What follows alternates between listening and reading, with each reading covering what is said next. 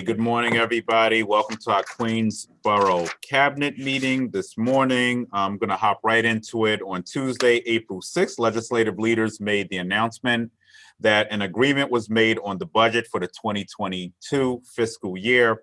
The budget legislation was then passed the next morning on Wednesday, April 7th. The bill includes funds for rent relief, small business, education, and the legalization of mobilized sports betting and marijuana.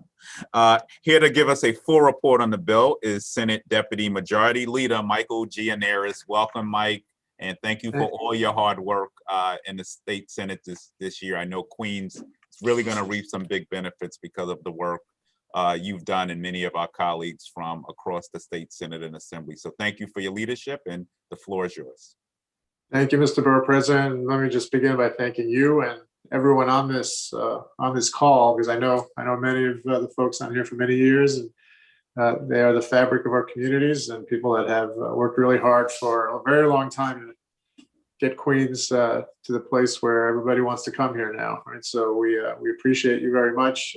On the budget, we're very excited about it. This was a very unique budget for us. There's a lot of things in here that many of us have been trying to get done for quite a long time, and I'll talk about some of them in specific in a bit, but we were able to actually do it this year, and it was a confluence of a lot of different factors. I like to think that the Senate flipping to our control, putting someone from Queens in the top leadership spot. As you all know, I'm the deputy leader, I'm the number 2 in the Senate, and the top ranking senator from New York City, and we were able to really move the center of power of the Senate from the suburbs and upstate to downstate to Westchester, where our leader Andre Stewart Cousins is from, and of course Queens, where I'm proud to have been born and continue to live.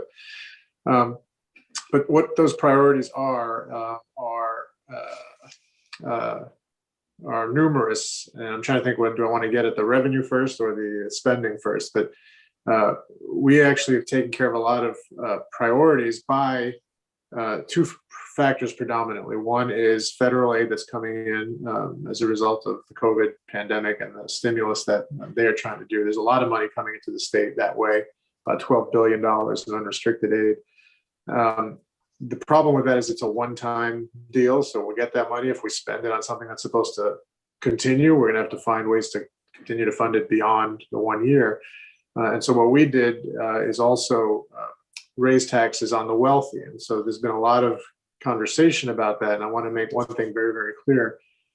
If someone is not making $1 million or more per year in income, they will not see a tax hike. In fact, most people will see a tax cut. If you're making $300,000 or less, roughly speaking, you should be getting a tax cut on your income taxes this year.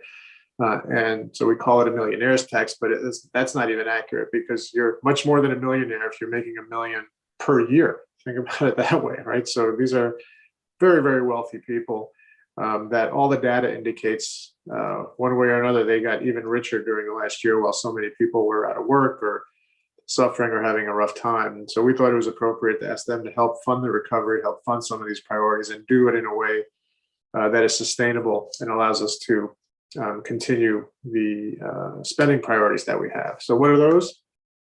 First and foremost, education. I know a lot of people have been focused on fully funding our schools. There was a court decision almost 15 years ago that said the way we fund our schools is unconstitutional. We haven't been providing enough funding to get our public schools where they should be. We had years ago a school by school breakdown, and that's in the process of being assembled again for a more current look at it. But I remember Long Island City High School, which was my alma mater, was owed $6 million alone. And that's pretty typical of a lot of the schools that we have. So we should be seeing now millions of dollars pumping into our schools and into the classroom. We made a 3-year plan to satisfy that court requirement. And so we added $1.4 billion in public school aid this year, on top of the normal aid that flows, on the way to about a $4.5 billion total funding package over 3 years, which is what would satisfy those legal requirements that were imposed a while ago and were just ignored by the state, unfortunately. Then when we turn to some COVID-specific relief efforts, near and dear to my heart has always been the issue of affordable housing. It was important to me before the pandemic, but it's become an exacerbated problem since then. And so we have rent relief in the form of $2.3 billion, I think. Estimates are that that would satisfy all the rent arrears over the last year.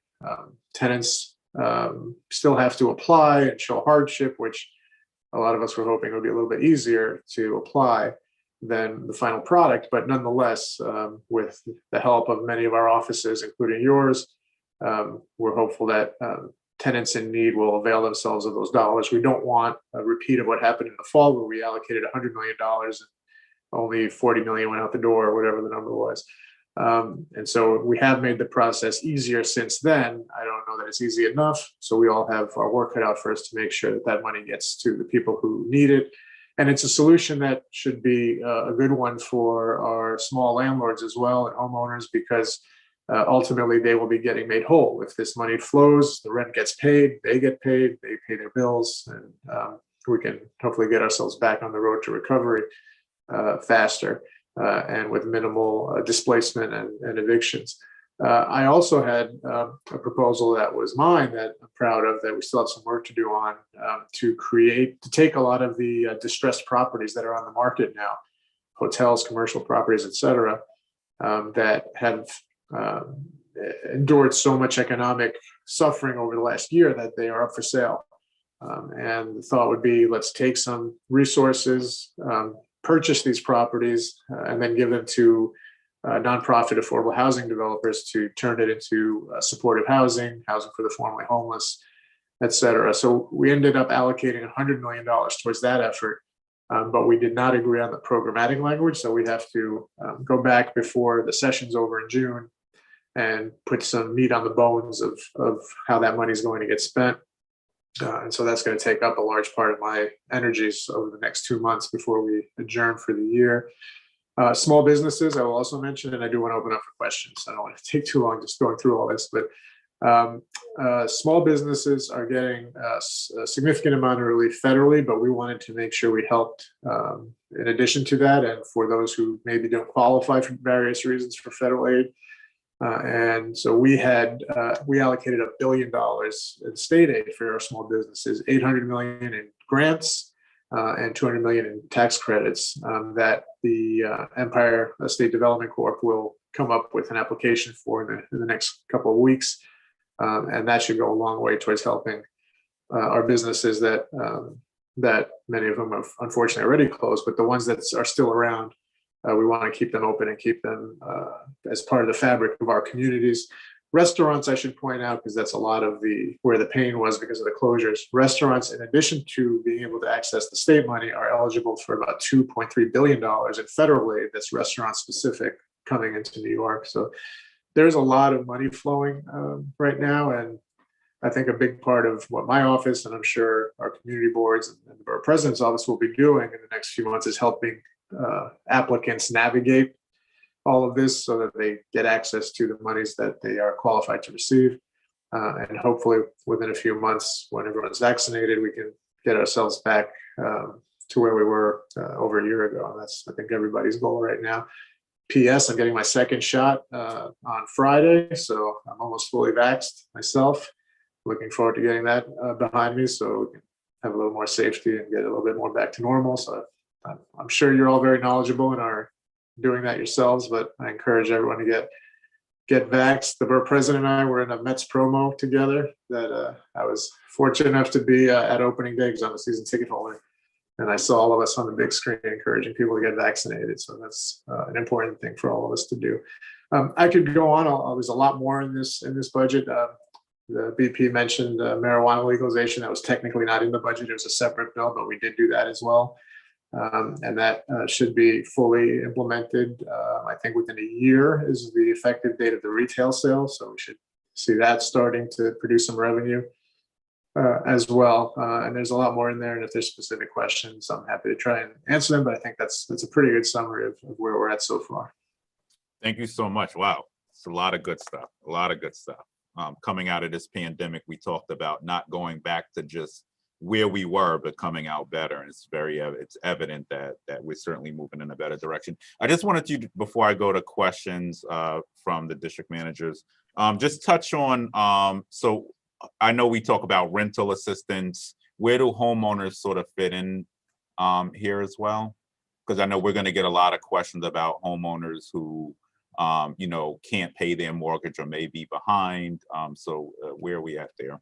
Well, the biggest way they're going to be helped is by having the rent that's owed to them paid. And so if we help the tenants access the money we talked about, that money is going to end up in the pockets of the landlords who are owed the rent. And that's the purpose of the rental assistance, is to pay the rent. It's not, you know, a tenant can't take that money and then go buy, you know, a television with it. They have to pay that rent. That's the entire purpose of it. So every penny of that 2.3 billion that goes out the door will end up with the landlords who are owed rent. And so that will hopefully serve as a resource for them to pay their mortgages, utilities, et cetera.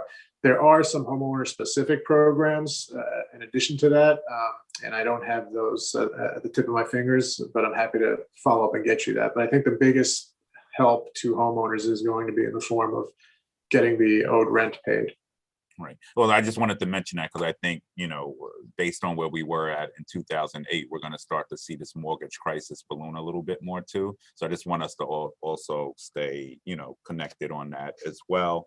And then just the last question I had before I turn it over was on the small business relief. And, you know, we worked with the Mets and launched the Small Business Queens grant, which has really been a big success. But one of the things we did, as you alluded to, was focus in on many of the businesses that were ineligible for the PPP loans and, you know, federal assistance. So are you looking at that from an equity lens too, or how are we going to make sure that? Yeah, well, that's a great question. The answer is definitely yes. There's a preference on the state aid.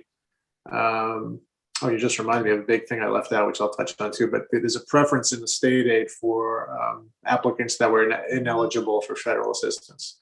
So the idea is if people are getting aid from the federal government, then hopefully that takes care of at least part of their need.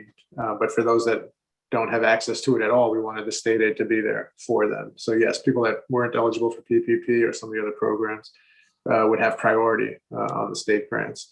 And I didn't mention excluded workers. I don't know how I forgot that, which is a big thing that we did. Speaking of people that were ineligible for federal aid, there were many thousands of people who lost work, who were not eligible for federal assistance, the additional federal unemployment benefits, among other things. And so we set up a $2.1 billion state program for people who were out of work, suffered hardship, but were not able to access federal assistance. And so that was a very big thing, especially for us in Queens, where we have so many immigrants, many of whom are undocumented, who were working for at least part of the pandemic to help us get through. And when I was saying to someone when we were debating this proposal on the Senate floor, I said, you know, when you guys are all complaining, but these are the people when you were sitting home comfortable in your house and you're ordering food and they were the ones bringing it to you, right? So you can't now say all of a sudden you don't want to help those folks. And by the way, it's not like, I assure you, every dollar that that an excluded worker is getting is going right back into the economy. They're buying groceries or paying their rent or doing things that end up circulating that money right back into the local economy. So it was an important thing to do. I think it's going to help a tremendous amount of people. Right, perfect. I'll open it up for questions. I see Florence, CB1. It's my board. Good morning, Senator Gianaris. It's good to see you. Thank you for all you do for our district. We greatly appreciate all your efforts, and your team is remarkable. You have a staff that works like it's just, there's no tomorrow. Thank you for that. You made a statement, small business federal aid assistance is $1 billion and $800 million in grants. What was the 200 for? The 200 tax million? credits, and that's state assistance, not federal. The federal's on top of that. So yeah, the 200 is in the form of tax credits. That's all I needed. Thank you very much, sir. Mm-hmm. Any other questions for Senator Gianaris? I mean, I got a million, but James, did I see you? Oh, okay, Frank. CB6. Thank you, Senator. You can hear me, right? I can hear you. Yes? Great. Thanks, Senator. I haven't seen you in a while. Appreciate all your work up there in Albany, along with my friend Senator Joe Dabo.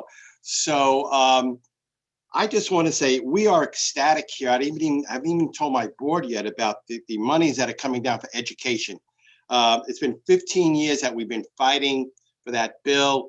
We've been horribly under budgeted throughout all the districts, in Queens in particular.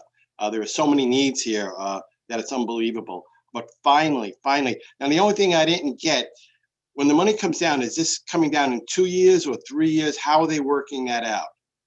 It's a phase in over 3 years. So the total need was 3 years. 4.5 billion to satisfy the CFE requirements. And we're doing 1.5 billion roughly each year for the next 3 years in additional aid.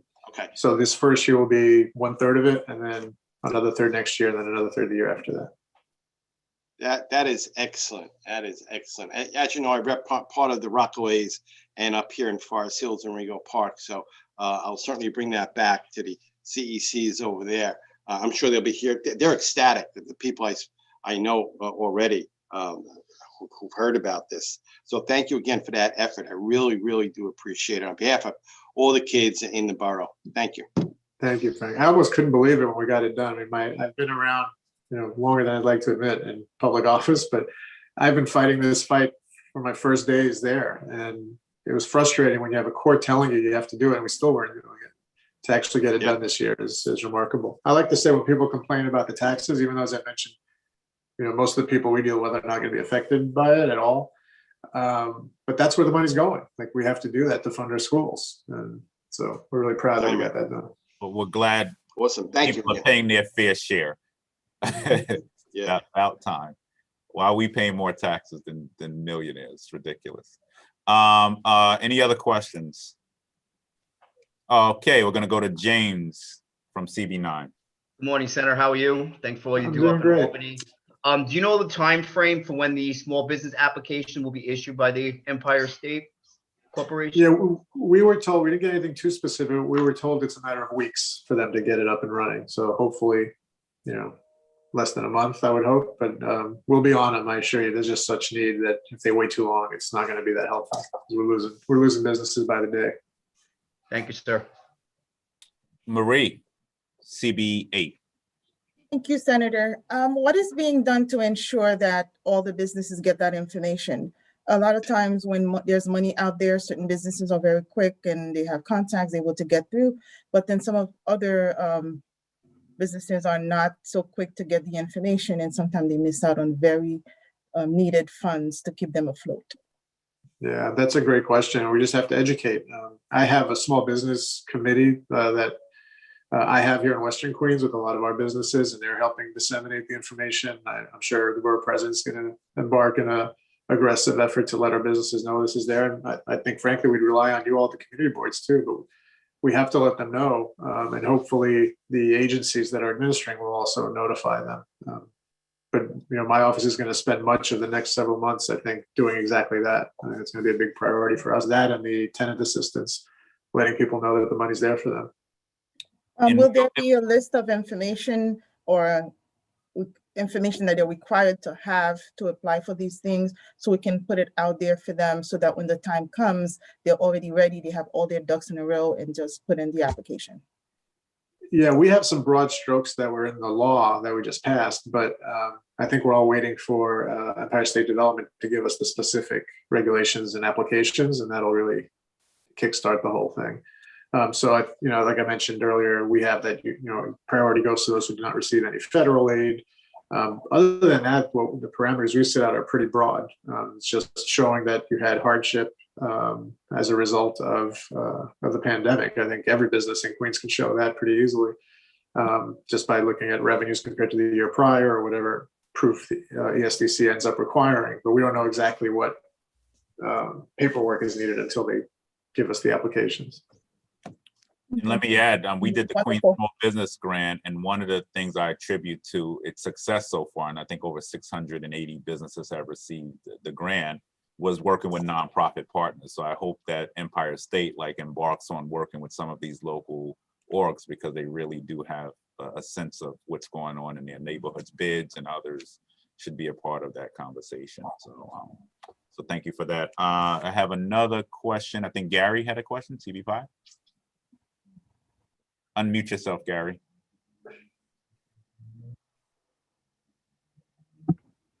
Senator, thanks for spending your valuable time to be with us and for all the good you've done up in Albany.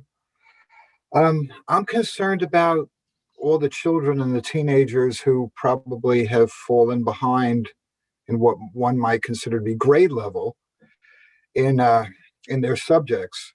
How much of a focus will there be on those students who have fallen behind to help them with tutoring after school and the other help that they may need to get better back on track? I share your concern, and I think it's a great need that we have, Gary.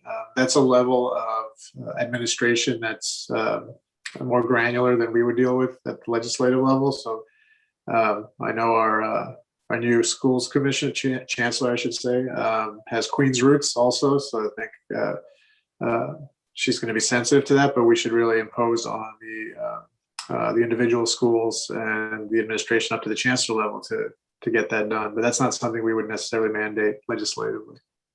Good news is the mayor is announcing that there'll actually be, and it's not going to be for everyone, but this is, I guess he's going to announce it this morning on there being school offered, I think throughout the summer for K-8 at least.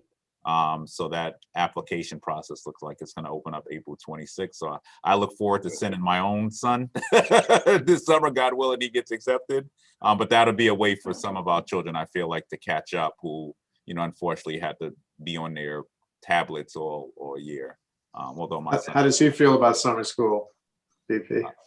My parents didn't give me choices in life, and I don't give him one. Unless Marie wants to babysit, she's my neighbor. So. But I think she's busy. We're sending him back for educational purposes, all right? Absolutely. Well, D3 is wonderful. I wouldn't mind babysitting. But I think you can learn a lot more from the teachers, and that's a good thing. He did get the principal's award this week. Okay, we're moving right along. Any other questions? All right, we promised we would get you off by 10, and I want to thank you. As you know, when we do these things, we're very straightforward and want to get people off and not waste time and get that information out. So we look forward to continuing to work with you. I'm also very interested in ensuring, and I want to touch on marijuana because, listen, I know some folks are for it, against it.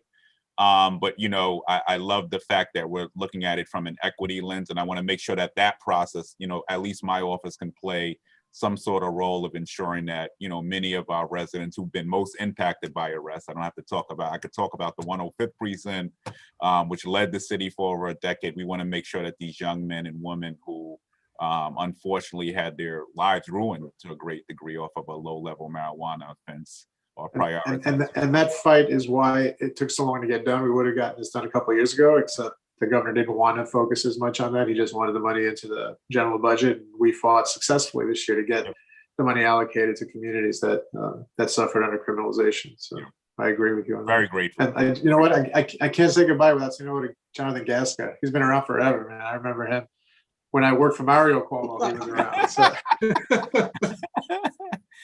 Keep up the good work, John. He has a few more grays. Just a few, a lot less hair than what I do when I was gray.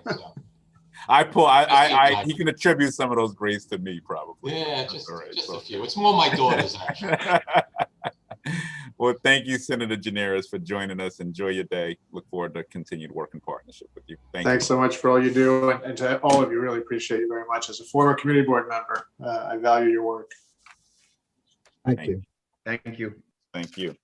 All right. Do we have the DA's office on?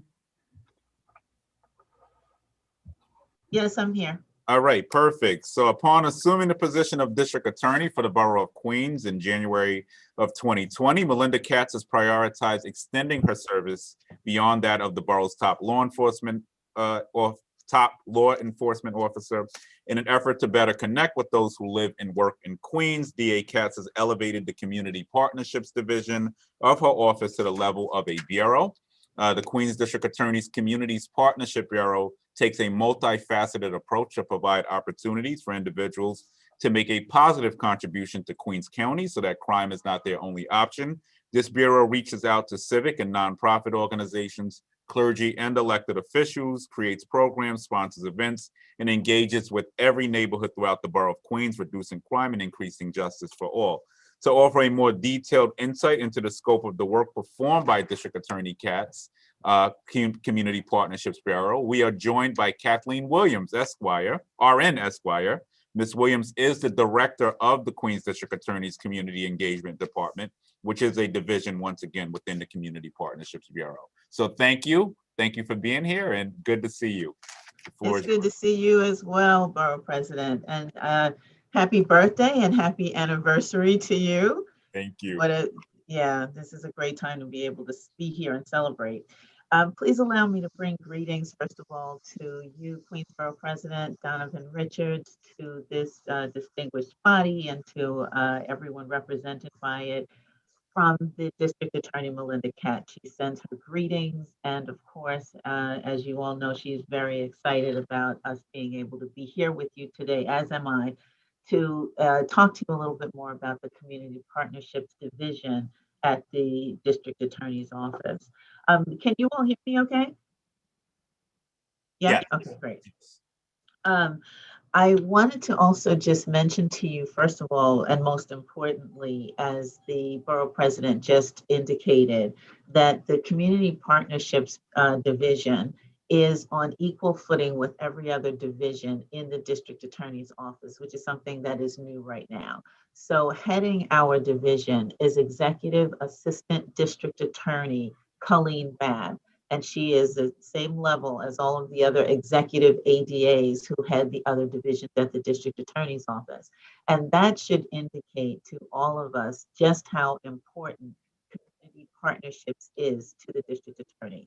She has, of course, a very distinguished and decorated history as a elected official in the borough of Queens County.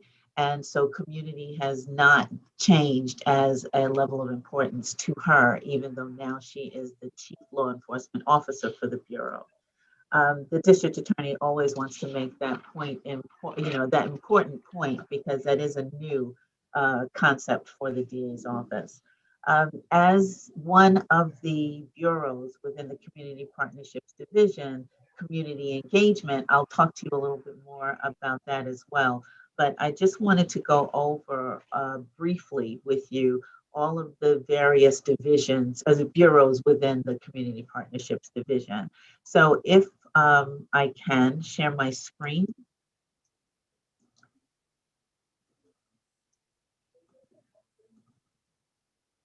Are you able to see that? Is it sharing now? Yes? Okay, great. All right, so one of the divisions, one of the bureaus that we're really excited about, of course, and that has been available in the borough of Queens for quite some time, is the Youth Empowerment Bureau. Now, that bureau is headed right now by our section chief. His name is David Chang. Some of the many things that we do in the Youth Empowerment Bureau is make the district attorney's office available to, and we explain the DA's office to the youth in the borough of Queens, to our young people in the borough of Queens. So what we do is we provide, well, this is outside pandemic. This is not pandemic, right? But we'll hopefully get back to that. We provide tours of the actual courts, introducing young people to our judges, to our assistant district attorneys, letting them see what the court process is all about, and just really giving them a tour so they can understand, well, what really happens in that court building on Queens Boulevard. We also do school visits, which is something that we have been able to seamlessly move into even during the pandemic. So our school visits now, of course, are virtual, but we are still available to schools. We were just over, the DA just made a visit over to Townsend Harris High School yesterday. They put this phenomenal mural up on their wall to indicate diversity and looking at all the different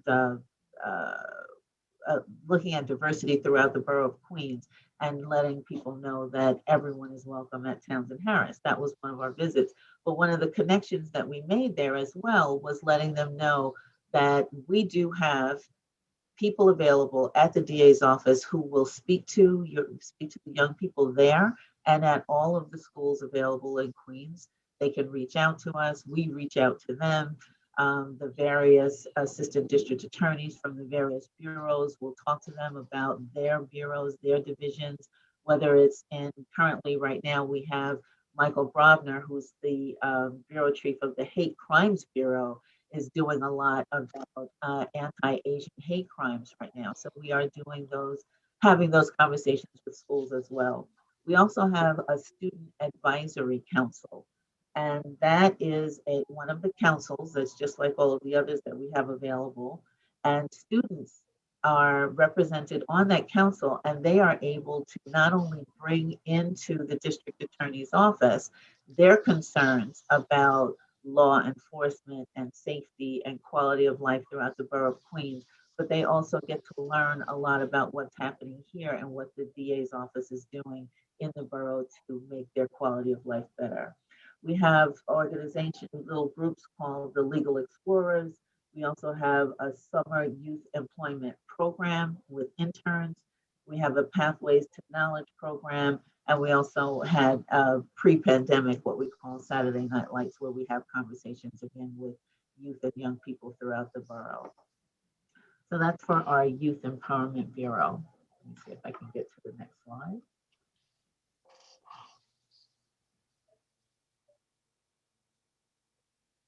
That went ahead and run. Okay. We also have the Civic Awareness Bureau, which is headed by Dirk McCall. He is the director there. And that bureau is the bureau that oversees and coordinates, organizes all of our cultural advisory councils, including the Student Advisory Council that we just mentioned. So listed here are all of the various advisory groups that exist right now. As you can see, I won't speak, I won't call them all out, but Asian American Advisory Group, African American Advisory Group, Latin American, LGBTQ, clergy, veterans. All of these groups come together on a quarterly basis and meet with the DA, with Dirk McCall, who is the director, and they bring in their concerns from the particular cultures that they represent and discuss all of those things with the district attorney. And the district attorney not only gets to hear from them, but also give more information back. During those advisory councils, we also have presentations made from our bureau chiefs and other representatives from the DA's office, so that the advisory groups are made aware of what's happening in each, not only what's happening, what's trending, if you will, in law enforcement, for example, fraud, scams, anti-Asian hate crimes, those kinds of things are discussed at those advisory councils as well. It gives a district attorney an opportunity to really get an inside look into the various cultural groups and communities represented within Queens County. And then that brings us over to the Community Engagement Bureau, which is the bureau that I am the director over.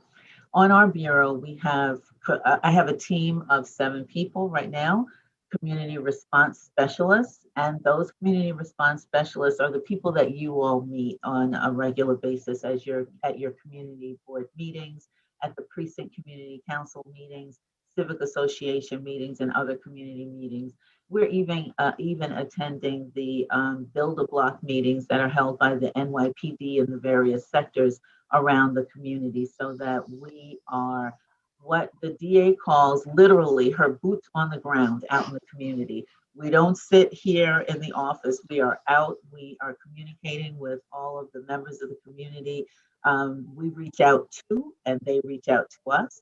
We take constituent complaints as well, things that people are concerned about and they want to get a concern over to the district attorney's office. They can call to the Community Partnerships Division and be heard and receive a response. So that's what our community response specialists do. We also attend the National Nights Out with the NYPD. Last year, it was a modified version, but annually, as you will know, it happens, I think, in early August usually, when the NYPD, all of the different precincts around the borough have their National Night Out, and we participate in those as well. We also go to various nonprofit organizations and nonviolent violence interrupter program groups and anti-violence programs in the community will call us many times for the programs that they're offering, and we will go and table at those events. And when we table at the events, we do have, swag that we give out, of course, and we also want to make sure that we bring to the community information that they can use if they ever needed to contact us for about questions, whether it's about an arrest, about a family member, about whatever it is that they think that the DA's office can help them with, we will bring them information. I'm just going to reach out real quickly and show you this. If you haven't received these flyers, we have this flyer. It is a list of all of our hotline numbers, and we can get these to you. Don't worry about that. They are electronic. You can email me, I can send it to you, and we can definitely bring them when we're back into meeting face-to-face at our community board meetings. But all the hotline numbers are listed here. We're working right now also on another little pamphlet that we can give out that gives people information about the district attorney's office. Also within the community partnerships division is the Office of Immigration Affairs. And I'll talk to you a little bit more about that as well. But for those of you who are, the district managers and leaders, we also like to get into your hands, if you're interested, a copy of this Brave Justice book, which is published by the district attorney, and basically information about not only the bureaus that exist here at the DA's office, but also what has happened in the last year. So this is the brand new one that just came out maybe just a couple of weeks ago, and it's the annual report, actually, 2020. It's an excellent representation of what the DA has been able to accomplish in her first year as district attorney. Within the Community Engagement Bureau, if you reach out to us, and I'll let you know everyone who is on our team as well, if you have, there's my timer. If you have events that you're having, that you're hosting, that you would like someone from the DA's office to come and speak, or if you want us to come and table, you can just reach out to my office, and I'll give you the phone number as well, and we will look at, just look at our schedule and see whether or not the DA can come, or if someone from our bureau at Community Engagement can be there. The DA is, she's always out. She's very, very, very present in the community. So she visits the religious and cultural institutions right now. Basically every month she's visiting church organizations, temples, mosques, just to make sure that we are reaching out to the community and they know that we're here, available, and that we care. The members of the community engagement team on my team are Dan Brown, Jacqueline Rosado, Mohammed Rahman, Rokeya Akhtar, Marlon Palacios, and Elizabeth Bayan. And I'd just like to tell you quickly the community boards that they cover. And of course, I'll give you my information again. You can reach out to me and I can send this to you. Daniel Brown has Community Board 14, Community Board 10, and Community Board 11. Dan Brown has Community Board 14, Community Board 10, and Community Board 11. Mohammed Rahman has Community Board 9 and Community Board 8. Marlon Palacios has Community Board 13 and just 13. Rokeya Akhtar also works with Marlon on Community Board 13. Jacqueline Rosado has, Jacqueline is new with us. She's been here just only a month. So if you haven't met her yet, you will. But she covers Community Board 2 right now, Community Board 4, and also Community Board 1. Tara Chester covers Community Board 6, and she also covers PSA 9. Elizabeth Byan covers Community Board 5 and Community Board 7. And I, Kathleen, I cover Community Board 3. So I'll see you. I know we have a community board meeting coming up right now. Those, the community boards, as you know, of course, they overlap with the precincts.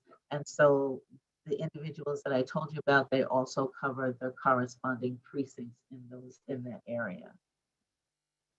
So let's see. That is basically an overview of our community partnerships division. I didn't talk that much about the Office of Immigration, OIA. So that is an area where we do have an attorney that's covering the that works with all of the immigrations, the U visas and so forth. Whenever we have someone who's involved in a crime or wants to, report a crime, we want them to know that we are not looking at their immigration status, but rather there is help available at the DA's office so that they do not feel that the crimes that have been committed against them have to go unreported because of fear of deportation. So that's another area. And the Office of Immigration, the OIA Bureau also is very present out in the community and very active as well, and falls under the Community Partnerships Division. Right. Thank you so much. Oh, you finished? Oh, yes, I'm done. If you have any questions, I'd be happy to answer them. Okay, cool. So we'll take questions. I guess one thing am I like getting echo? One of the things I've heard is the challenges around deed theft. So are you doing any outreach on that? And then I just wanted you to touch a little bit more on the outreach efforts around the API community, which has obviously been hit very hard by hate crimes. Not to say we didn't see this last year as well, in my prior capacity as public safety chair, very early on last year, hate crimes were up against African Americans. Then we saw attacks on Jews. Then we saw, South Asian community, Muslim community. We started to see these numbers uptick as well. And now we have the API community. So just wanted to hear a little bit more about, how the office is coordinating efforts to address some of the spikes we're seeing in this area as well. Well, we have, sure. Thank you for your question. I didn't hear the first one, but I can start with the API community. Sure. I asked about deed theft in the first one. Deed theft, elder. Deed. Oh, yeah. Okay. Well, to respond to the fraud, scams, that falls under that. We have a bureau that deals with that as well. So we actually just did a webinar I think it was last month, maybe a couple of weeks ago, on scams and frauds dealing with elderly. We looked at tax fraud. The DA has also talked quite a bit about the scams and frauds that are happening, phone calls to our elderly residents, trying to scam them out of money, whether or not they are about, someone needs bail or this, that, the other, and also with deeds. We have a lot of elderly residents in the borough of Queens who own homes, and some of them may be ill, whatever, and we are seeing some issues around deed theft. So we do have a Housing and Worker Protection Bureau and a helpline. And as a matter of fact, the gentleman over that bureau is William Jorgensen. He is the person that did the presentations to the advisory councils over this last quarter. So the helpline for that bureau is 718-286-6673. And Bill Jorgensen is available to do presentations. If you are interested, you can reach out to us, and he can certainly present at any one of the community boards. And the same thing for the anti-Asian American hate crimes. We do have a hate crimes bureau, and over that is Michael Brofner, and he also did he was one of the leads on the webinar that we just did, that the DA just did on anti-Asian hate crimes just last week. And he's also been doing a lot of presentations. A lot of organizations have called us to have a presentation so we can more effectively understand what hate crimes are and how they are prosecuted. And Michael Brobner has been phenomenal about making himself available to do those presentations, and also his excellence around hate crimes is impeccable, and he's willing to share that information readily. I can't hear you, Borough President. I think you're muted. Oh, sorry. Thank you so much for that. I'll go to Florence from CB1. Question? Thank you, Mr. Borough President. The Office of Immigration Affairs, you did not provide a name, and for Mr. Michael Brognan, do you have a phone number? Yes, Michael Brobner, his phone number, the Bureau's number is 718-286-7010. And the Office of Immigration, you did not provide a name. Would you possibly have one, Chair? Absolutely. You can reach out to Tara Ann Tiles. She's been with the Office of OIA for quite some time, and the immigration hotline number I'll give you is 718-286-6690. Thank you very much. You're welcome. Thank you. All righty. Okay, I got Florence. Any other questions? All right, seeing none, that means you did a great job on your presentation.